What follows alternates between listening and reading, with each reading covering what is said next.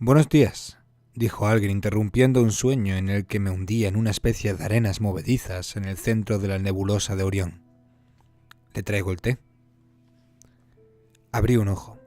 Miré por encima del borde de la hamaca y vi un cercano par de ojos muy negros en una cara macilenta. Yo me había colgado completamente vestido. Algo olía bastante mal y comprendí que era yo. Me llamo Chiquitei Bakin, dijo la persona que traía el té. Beba, le ayudará a hidratar los tejidos. Le miré con más atención y vi que terminaba en la cintura. Era el hombre sin piernas y provisto de alas que viera la víspera en el túnel. Oh, murmuré y logré añadir, buenos días. La nebulosa de Orión se iba desvaneciendo con el sueño, así como la sensación de tener que abrirme paso a través de nubes gaseosas que se solidificaban con rapidez. En cambio, el mal olor persistía. La habitación apestaba, incluso para pórtico, y entonces me di cuenta de que había vomitado en el suelo. Me sentía a punto de volver a hacerlo. Bakin, rozando lentamente el aire con sus alas, dejó caer con amabilidad sobre mi hamaca un frasco tapado. Seguidamente se izó hasta la parte superior de la cómoda, se sentó y me dijo: «Creo que esta mañana tiene un examen médico a las 800». ¿Ah, sí? Logré destapar el frasco del té y bebí un sorbo. Era caliente, amargo y casi insípido, pero pareció estabilizar mi estómago, que desistió de vomitar una vez más. Sí, creo que sí. Es lo habitual. Y además su teléfono P ha llamado varias veces. ¿Ah, sí? Proferí de nuevo. Supongo que era su mentor para recordárselo. Ya son las 7:15, señor Broadhead, dije con voz espesa y repetí con más cuidado. Me llamo Bob Broadhead. Sí, me he tomado la libertad de despertarle. Disfrute de su té, señor Broadhead. Disfrute de su estancia en pórtico. Asintió con la cabeza, se dejó caer de la cómoda, flotó hasta la puerta, la franqueó y desapareció de mi vista. Con martillazos en la cabeza a cada cambio de postura, salté de la hamaca, sorteé las zonas más sucias del suelo y conseguí adecentarme bastante. Pensé en afeitarme, pero ya tenía una barba de 12 días y decidí dejarla crecer un poco más. Ya no parecía desaseada y además me faltaban las fuerzas. Cuando entré tambaleándome en el consultorio médico, solo llevaba unos 5 minutos de retraso. Los restantes miembros de mi grupo ya habían llegado, por lo que tuve que esperar a que todos terminaran. Me extrajeron 3 muestras de sangre, de la yema del dedo, de la parte interior del codo y del lóbulo de la oreja. Estaba seguro de que todas serían aceptadas, pero esto carecía de importancia. La revisión médica era una formalidad. Si uno podía sobrevivir a un viaje en nave espacial hasta Pórtico, también podía sobrevivir a un viaje en una nave Hitche, a menos que se produjera un percance. En tal caso, era improbable que uno pudiera sobrevivir por muy sano que estuviese.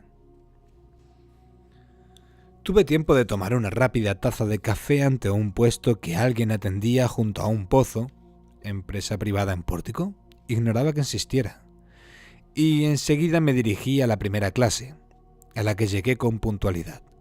Nos reunimos en una gran sala situada en el nivel perro, larga, estrecha y de techo bajo. Los asientos estaban dispuestos a ambos lados y de 2 en 2, y en medio había un pasillo, algo así como un aula en un autobús. Sherry llegó tarde, con aspecto alegre y descansado, y se sentó junto a mí. Estaba presente todo nuestro grupo, o sea, los 7 recién llegados de la Tierra, la familia de 4 personas de Venus y unos cuantos novatos más. «No tienes muy mal aspecto», murmuró Sherry mientras el instructor examinaba unos papeles que había sobre su mesa. «¿Se me nota la resaca?» «En realidad no, pero me la imagino. Te oí llegar anoche. Bueno», añadió pensativa, «todo el túnel te oyó». Me estremecí.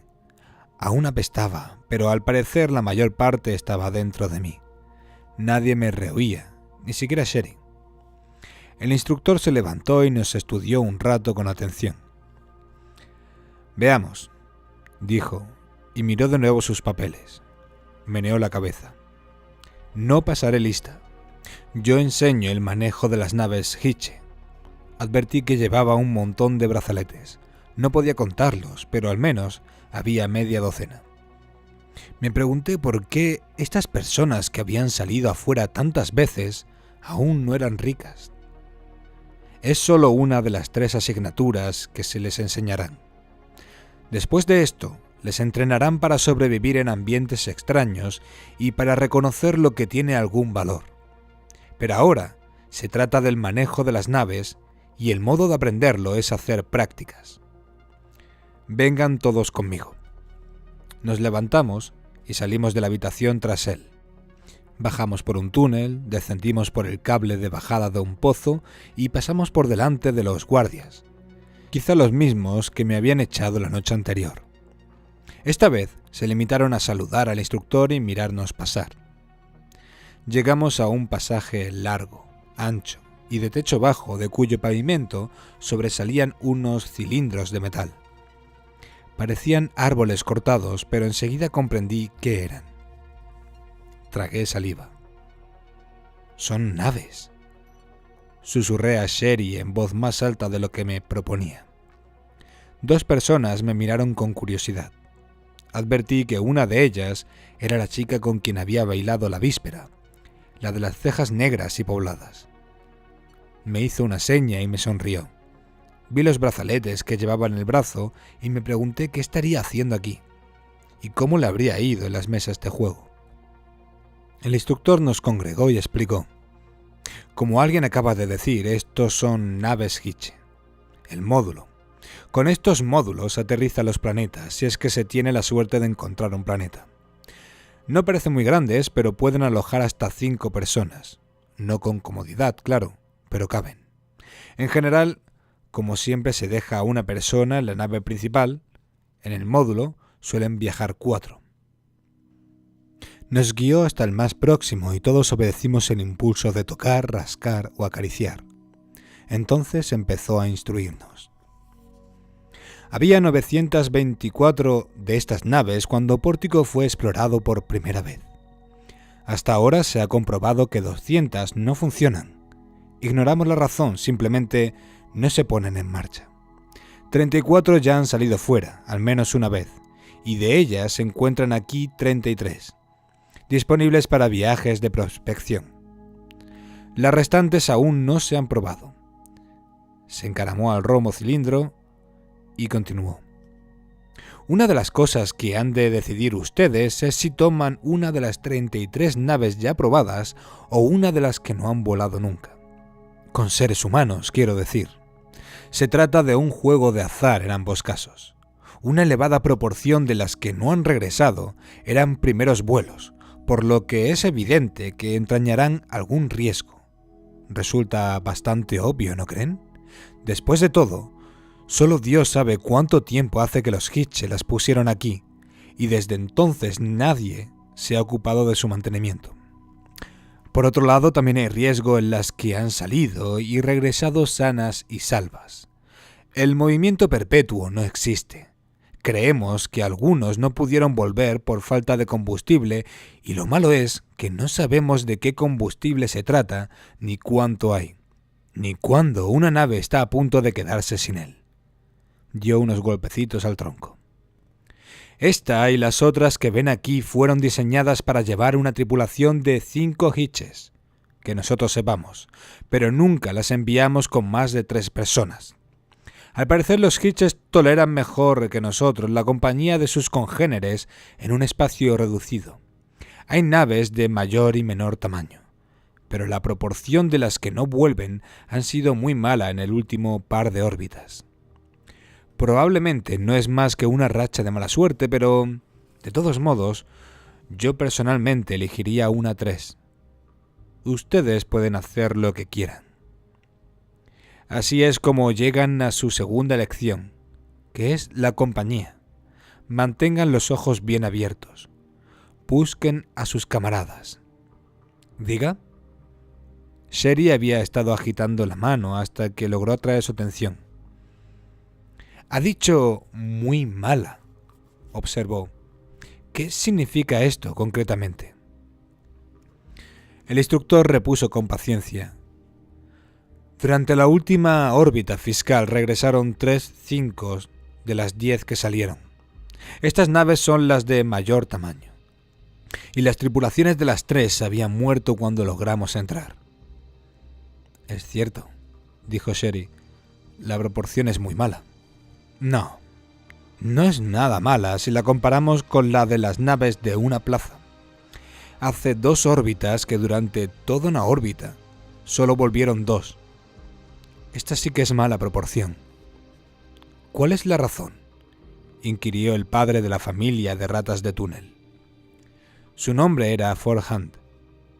El instructor le miró unos momentos. «Si alguna vez lo averigua», dijo, «no olvide decírselo a alguien». Continuemos. Cuando se trate de elegir a la tripulación, lo mejor es conseguir a alguien que ya haya estado fuera. Quizá lo consigan, quizá no. Los prospectores que logran enriquecerse se marchan casi siempre. Los que aún pasan hambre suelen preferir a su propio equipo. Por lo tanto, muchos de vosotros, novatos, tendréis que salir con otros bisoños. Miró a su alrededor pensativo. «Bueno, pongámonos manos a la obra. Formen grupos de 3.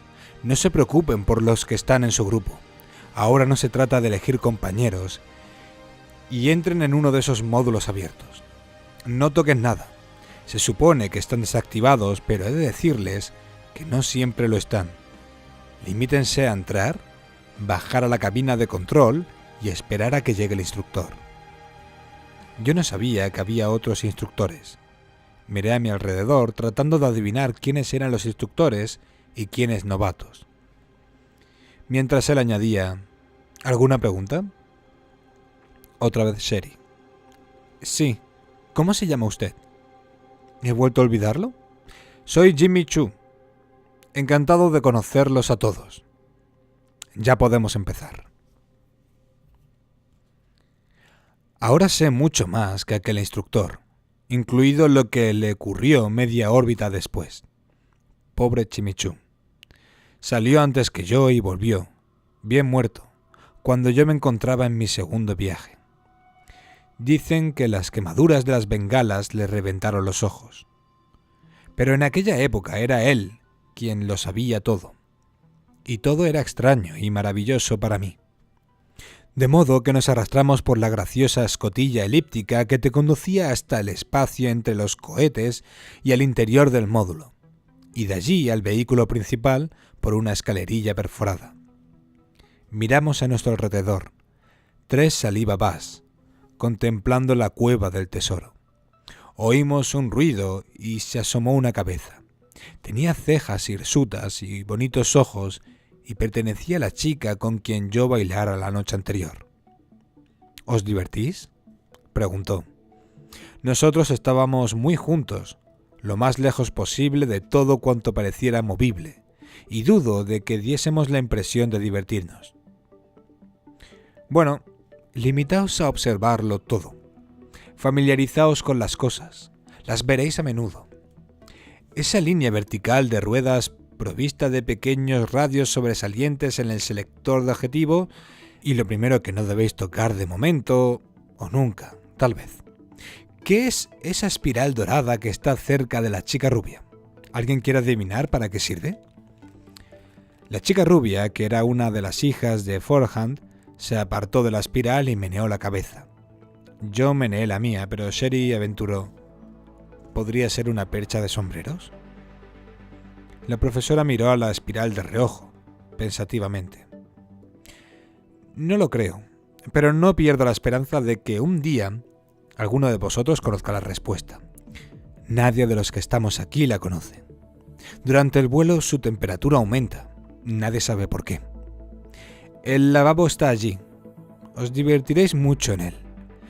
Pero lo cierto es que funciona, una vez he aprendido a usarlo.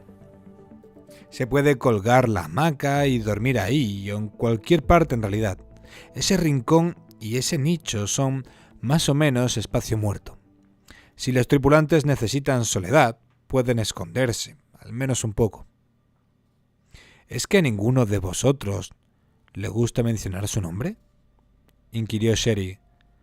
La profesora sonrió. Soy Jell Clara Moulin. ¿Queréis saber el resto acerca de mí? He estado fuera 2 veces sin encontrar nada y ahora mato el tiempo hasta que se presente un buen viaje. Por eso trabajo como instructora adjunta. ¿Cómo sabes cuándo es un buen viaje?, preguntó la chica Forehand. Eres lista, ¿sabes? Es una buena pregunta. Una de las que me gustan oíros hacer, porque demuestra que pensáis. Pero si existe la respuesta, yo no la sé. Veamos, ya sabéis que esta nave es una 3. Ha hecho 3 viajes de ida y vuelta, pero es razonable pensar que aún tiene combustible para 2 más. Yo la preferiría a una de una sola plaza, que es para jugadores temerarios. El señor Chu también ha dicho esto, intervino la chica Forehand. Pero mi padre, que ha examinado todos los archivos desde la primera órbita, opina que las de una plaza no son tan malas. Tu padre puede quedarse con ellas, replicó Jell Clara Moulin. No se trata solo de estadísticas. Las de una plaza son solitarias, y en cualquier caso una sola persona no puede ocuparse de todo cuando se tiene suerte. Necesita tripulantes, uno de ellos en órbita. La mayoría de nosotros deja un hombre en la nave. Parece que uno se siente más seguro así. Por lo menos alguien podría ayudar si las cosas fueran mal. Los otros 2 aterrizan en el módulo para echar una ojeada. Claro que si hay suerte hay que repartirlo entre 3, pero si el hallazgo es importante hay mucho para repartir. Y si no se encuentra nada, la tercera parte es igual que todo. Entonces, ¿no sería todavía mejor una 5? Pregunté yo. Clara me miró y casi guiñó un ojo.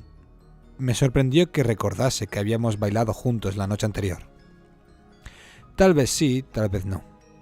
Lo que pasa con las 5 es que tienen una aceptación de destino casi ilimitada. Habla claro, por favor, rogó Sherry. Las 5 aceptan muchos más destinos que los de 1 y 3 plazas. Yo creo que es porque algunos de estos destinos son peligrosos. La peor nave que he visto volver fue una 5, agrietada, calcinada, retorcida. Nadie sabe cómo pudo regresar. Tampoco se sabe dónde estuvo, pero he oído decir a alguien que pudo llegar hasta la fotosfera de una estrella. La tripulación no pudo decírnoslo. Todos habían muerto. Claro que una 3 acorazada, prosiguió pensativa, acepta casi tantos destinos como una 5, pero el riesgo es más o menos igual. Bueno, ¿qué os parece si empezamos? Tú, señaló a Sherry, siéntate allí.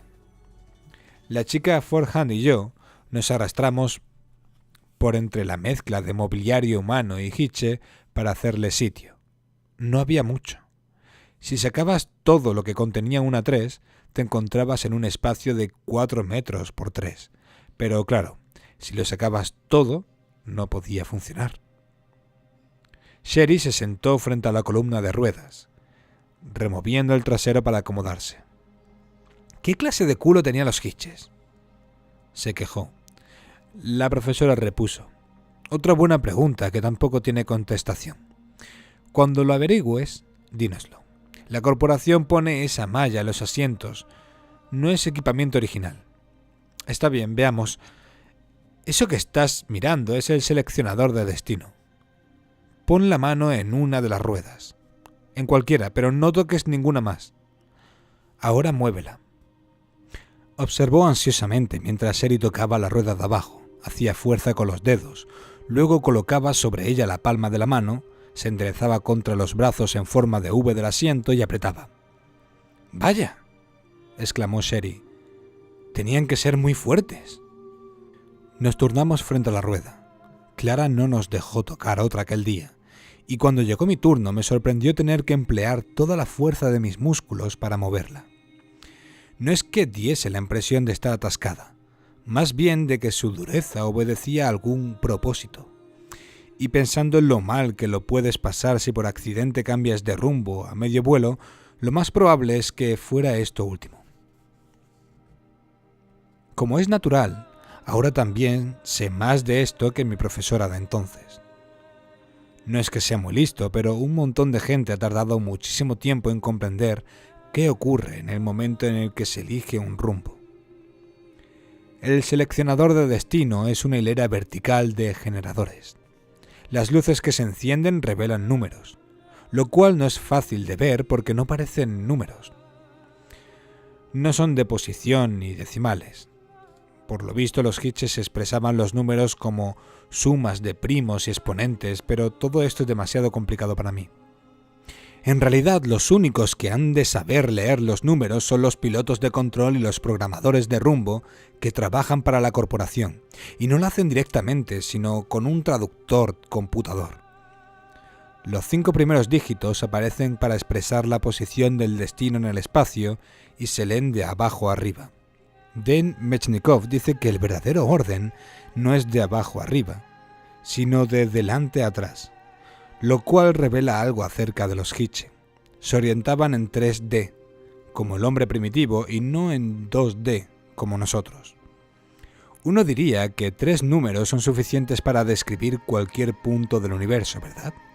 Quiero decir que si se hace una representación tridimensional de la galaxia, se puede expresar cualquier punto de ella por medio de un número para cada una de las 3 dimensiones. Pero los hitche necesitaban 5. ¿Significa esto que los hitche podían percibir 5 dimensiones? Mechnikov dice que no. Bueno, dejemos esto. Cuando han aparecido los 5 primeros números, los otros 7 pueden colocarse en posiciones muy arbitrarias, pero así y todo, uno despega cuando presiona la teta de acción.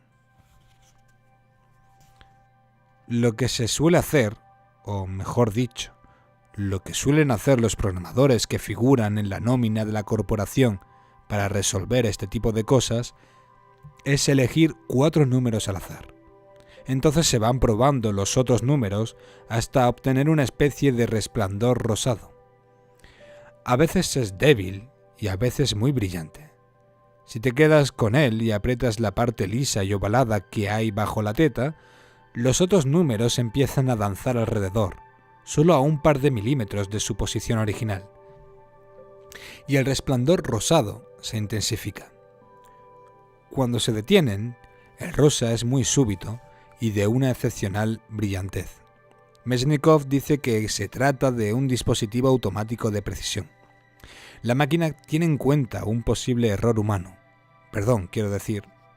hitche, y cuando has dado con un blanco real y válido, realiza los últimos ajustes automáticamente. Tal vez Mechnikov esté en lo cierto. Como es natural, aprender todas estas cosas costaba mucho tiempo y dinero. Y también algunas vidas. Ser prospector es peligroso, pero para los primeros que salieron, fue más bien un suicidio. A veces se busca el 5.º número inútilmente, sin conseguir nada. Entonces te pones a lanzar maldiciones y después cambias uno de los 4 números y empiezas otra vez.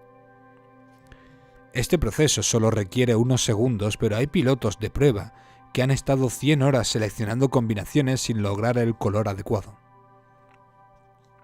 Por supuesto que cuando yo hice mi primera salida, los pilotos de prueba y programadores de rumbo habían encontrado más de 100 combinaciones posibles que daban buen color y aún no se habían usado, aparte de las conocidas que o bien no valían la pena o no devolvían a las tripulaciones. Pero yo ignoraba todo esto por aquel entonces y cuando me acomodé en aquel asiento hitche modificado, todo era nuevo, completamente nuevo. Y dudo de que sepa explicar cuáles eran mis sentimientos. Me refiero a que allí estaba yo, en un asiento que habían ocupado los hitche hacía 500.000 de años. Lo que tenía delante era un seleccionador de blanco. La nave podía ir a cualquier parte, si elegía el blanco correcto. Yo podía encontrarme en los alrededores de Sirio, Procyon, e incluso la nebulosa de Magallanes. La profesora se cansó de tener la cabeza colgando. Se introdujo por la abertura y vino hasta mí. «Ahora te toca a ti, Broadhead», dijo, posando una mano en mi hombro y apoyando contra mi espalda lo que tomé por sus pechos. Yo me sentía reacio a tomar nada. Pregunté: «¿No hay manera de tener una idea de dónde irás a parar?» «Es probable que sí», me contestó, «si eres un Hitche y has estudiado para piloto». «¿Ni siquiera algo así como que un color te lleva más lejos de aquí que otro?» «Nadie lo ha comprobado, aunque, como es natural, no dejan de intentarlo. Hay todo un equipo dedicado a programar los informes de las misiones que han vuelto con las combinaciones que les hicieron despegar. Hasta ahora, estas naves han regresado vacías». «Bueno, manos a la obra, Broadhead. Apoya toda tu mano sobre la primera rueda, la que han usado los demás. Aprieta con fuerza. Requiere más fuerza de la que te crees». Era cierto. De hecho, casi temía apretar demasiado y poner la nave en marcha. Ella se inclinó y puso la mano sobre la mía, y entonces me di cuenta de que aquel agradable olor a almizcle que cosquilleaba hacía un rato mi nariz provenía de ella. Pero no era solamente almizcle. Sus ferómonos se estaban introduciendo placenteramente en mis quimiorreceptores. Era un cambio delicioso después del hedor de pórtico. Pero la cuestión es que no supe lograr un color bonito, a pesar de lo que intenté durante 5 minutos antes de que ella me dijera por señas que me levantara y Sherry ocupara mi lugar. Cuando volví a mi habitación, alguien la había limpiado. Me pregunté quién habría sido, rebosante de agradecimiento, pero me sentía demasiado cansado para hacer elucubraciones. Hasta que uno se acostumbraba, la falta de gravedad puede ser agotadora. Se ejercitan demasiado los músculos porque es preciso aprender toda una serie de economías en los movimientos. Tendí la hamaca y ya estaba dormitando cuando oí que alguien rascaba la persiana de mi puerta y después la voz de Sherry. «Bob, ¿qué hay? ¿Estás dormido?» Era evidente que no lo estaba, pero interpreté la pregunta tal como ella quería. «No, solo pensaba». «Yo también. Oye, Bob, dime, ¿te gustaría que viniera a tu hamaca?» Hice un esfuerzo a fin de despertarme lo suficiente para considerar los méritos de la pregunta. «Yo lo deseo de verdad», añadió ella. «Sí, claro. Quiero decir, me gustará que vengas». Entró en mi habitación y yo le hice sitio en la hamaca, que osciló ligeramente cuando ella se tendió junto a mí. Llevaba una camiseta de punto y bragas, y su contacto era suave y cálido mientras nos columpiábamos en el hueco de la hamaca. «No es necesario que haya sexo», dijo. «Estaré bien de cualquier modo». «Ya veremos. ¿Estás asustada?» Su aliento era lo más perfumado de su persona. Yo lo sentía en la mejilla. Mucho más de lo que me imaginaba. «¿Por qué?» Bob se movió hasta ponerse cómoda y entonces volvió la cabeza para mirarme por encima del hombro. «¿Sabes que a veces dices cosas muy estúpidas?» «Lo siento. Lo digo en serio. Piensa un poco. Estamos a punto de subir a bordo de una nave cuyo destino desconocemos y de la que incluso ignoramos si puede llegar a su destino. Iremos a mayor velocidad que la luz, pero no sabemos cómo. Ignoramos cuánto tiempo estaremos fuera. Podríamos estar viajando durante el resto de nuestras vidas y morir antes de llegar a nuestro destino, si es que antes no surge algo que nos mate en 2 segundos. Es cierto, ¿verdad? Entonces, ¿por qué me preguntas si estoy asustada?» «Era solo por hablar», repuse, adaptándome a su espalda y cubriendo un pecho con la mano, no con agresividad, sino porque era agradable el tacto. «Y no es solo eso. No sabemos nada de la gente que construyó las naves. ¿Acaso no puede tratarse de un chiste de mal gusto por su parte? ¿Una manera de atraer carne fresca hasta el cielo Hitche? No, no lo sabemos. Da la vuelta». Y la nave que nos han enseñado esta mañana no es en absoluto como yo pensaba que serían, continuó, obedeciéndome y poniéndome una mano en mi nuca. Se oyó un estridente silbido, de procedencia poco clara. ¿Qué ha sido eso? No lo sé. Volvió a sonar. Parecía proceder del túnel, pero también del interior de mi habitación. No, es el teléfono. Lo que estaba oyendo era mi propio piezófono, y los que había a ambos lados de las hamacas. Los tres sonaban a la vez. Soy Jimmy Choo. Todos los novatos que queráis ver el aspecto que tiene una nave cuando regresa de un mal viaje, venid al muelle número 4. Ahora la están entrando. Oí los murmullos en la habitación de los Forehand y sentí los latidos del corazón de Sherry. Será mejor que vayamos, dije. Lo sé, pero no tengo ganas. No muchas. La nave había logrado volver a Pórtico, pero no del todo. Uno de los cruceros en órbita la había detectado y seguido. Ahora un remolcador la llevaba a los muelles de la corporación, donde habitualmente solo atracaban los cohetes procedentes de planetas. Había un hangar del tamaño suficiente para albergar incluso una 5. Esta era una 3, o lo que quedaba de ella. «Oh, Dios mío», murmuró Sherry. «Bob, ¿qué crees que les habrá sucedido?» «¿A la tripulación?» «Murió». No cabía una duda razonable. La nave era una ruina. Había desaparecido el módulo. Solo estaba el vehículo interestelar. La cabeza de hongo seguía allí, pero distorsionada, rota, fundida por el calor. ¡Rota! El metal Hiche no se ablandaba siquiera bajo un arco voltaico. Pero aún no habíamos visto lo peor.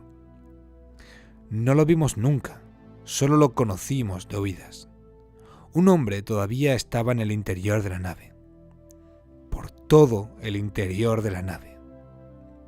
Había sido literalmente salpicado por la cabina de control y sus restos estaban incrustados en las paredes. ¿Por qué? Por el calor y la aceleración, sin duda. Tal vez se encontraba en el borde de la parte superior de un sol o en órbita cercana alrededor de una estrella de neutrones. El diferencial en la gravedad pudo ser la causa del desastre en la nave y en la dotación. Pero jamás lo supimos. Los otros 2 miembros de la tripulación no regresaron. No es que fuera fácil determinarlo, pero el censo de los órganos reveló una sola mandíbula, una pelvis, una espina dorsal, aunque muchos trozos minúsculos. Quizá los otros 2 estaban en un módulo. «Muévete, novato». Sherry me agarró del brazo y me sacó de allí. Entraron 5 miembros uniformados de la tripulación de los cruceros, la americana y el brasileño de azul, el ruso de beige, la venusina de blanco y el chino de caqui. Todos los rostros eran diferentes, pero las expresiones se reducían a la misma mezcla de disciplina y hastío. «Vámonos». Sherry me empujó. No quería ver a los tripulantes hurgando entre los restos, y yo tampoco. Toda la clase, Jimmy Choo, Clara y los otros profesores empezaron a retirarse a sus respectivas habitaciones. Pero no con la suficiente rapidez. Habíamos mirado hacia la cabina por la portilla. Cuando la patrulla de los cruceros la abrió, pudimos oler el aire que venía del interior. No sé cómo describirlo. Tal vez como basura podrida puesta a hervir para dar de comer a los cerdos. Incluso en el aire fétido de Pórtico resultaba difícil de soportar. La profesora bajó en su propio nivel, muy abajo, en el elegante distrito que rodeaba el nivel fácil. Cuando me miró al oírme decir buenas noches, observé por primera vez que estaba llorando. Sherry y yo dimos las buenas noches a los Forehand ante su puerta y entonces me volví hacia ella. Pero ya se había adelantado. «Creo que voy a dormir para olvidar», dijo. «Lo siento, Bob, pero ya no me apetece».